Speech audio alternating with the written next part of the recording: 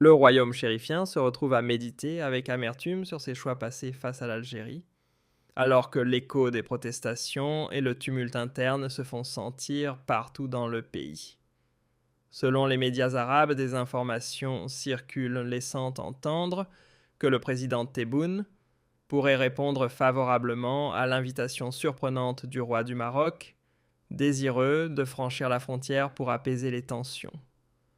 Dans les rues et les foyers marocains, l'absence du précieux gaz algérien se fait cruellement sentir, les écrans des prix flambent sous les yeux inquiets des citoyens. Et le litre de carburant grimpé de 2 dirhams, d'un seul coup, laisse présager d'autres augmentations tout aussi douloureuses. Cette première flambée n'est qu'un avant-goût d'une série de hausses qui promettent d'amplifier une crise déjà lourde de conséquences. Aujourd'hui, le Maroc fait face à un constat brutal, le kérosène pour l'aviation se raréfie dangereusement. Les compagnies aériennes réduisent leurs vols et certains redoutent déjà l'arrêt complet du trafic si cette situation perdure. Cette crise illustre crûment à quel point le royaume était dépendant du marché international, surtout après avoir perdu les avantages précieux du gaz algérien et la coopération énergétique qui assurait auparavant une certaine stabilité. Grâce à l'Algérie, les Marocains bénéficiaient autrefois d'options économiques rassurantes qui leur permettaient de traverser les turbulences mondiales sans ressentir de plein fouet chaque hausse de prix ou chaque secousse sur les marchés. Les années de politique agressive et provocatrice du Maroc envers son voisin algérien ont finalement produit l'effet inverse de celui escompté. L'Algérie a tranché au sens propre en interrompant le gazoduc qui alimentait l'Europe via le territoire marocain. Une réaction presque inévitable face aux tentatives incessantes de perturbation et aux alliances gênantes qui menaçaient sa sécurité nationale. L'Algérie a attendu patiemment que le vase déborde, puis a frappé fort pour protéger ses intérêts vitaux. Aujourd'hui, le Maroc se retrouve encadré par des conditions strictes imposées par l'Algérie, empêchant même les pays européens acheteurs de gaz de le revendre au royaume chérifien. Et les Européens respectent ces règles eux-mêmes, pris dans la tourmente énergétique, cherchant à sécuriser leurs propres besoins avant tout.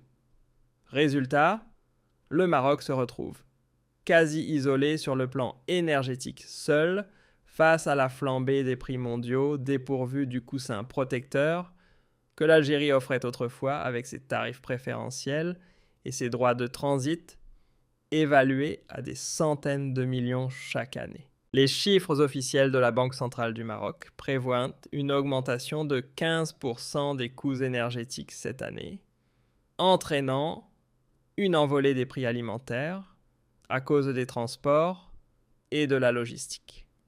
L'effet combiné est brutal.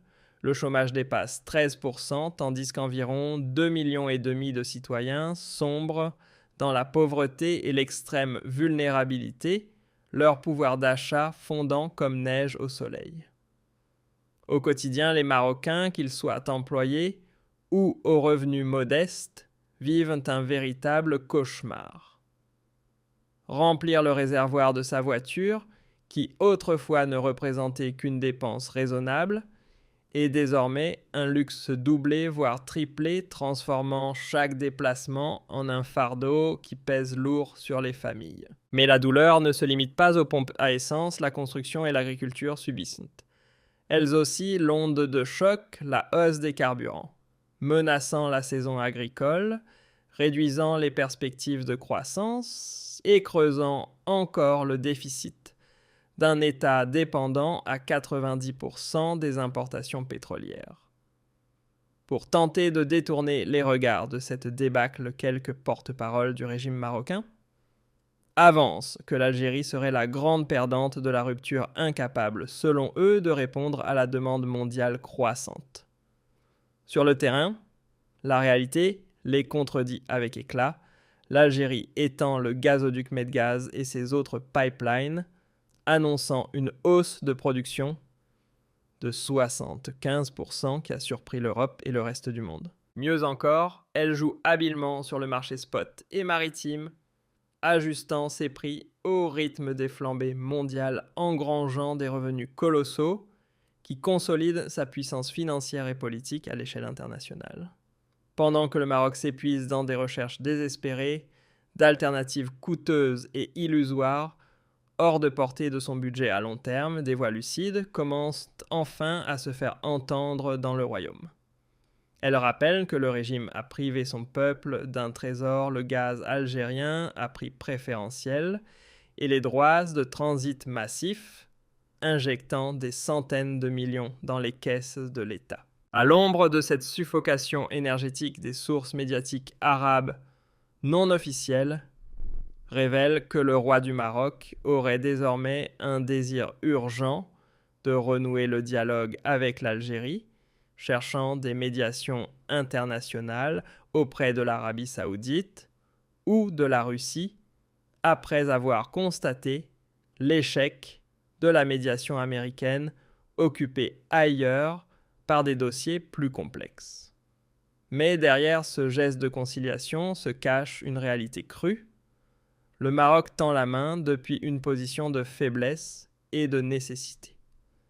Le royaume comprend que maintenir la rupture équivaut à prolonger l'effondrement économique et social intérieur, alors que l'Algérie a démontré sa capacité à se passer totalement du gazoduc, traversant le Maroc, et s'appuie sur des alliances stratégiques solides avec l'Italie et l'Espagne qui prévoient désormais de nouveaux pipelines directs avec son voisin nord-africain. La ligne rouge de l'Algérie est immuable. Elle ne négocie pas avec émotion sur sa souveraineté, ni sa sécurité, consciente que le Maroc change constamment de position.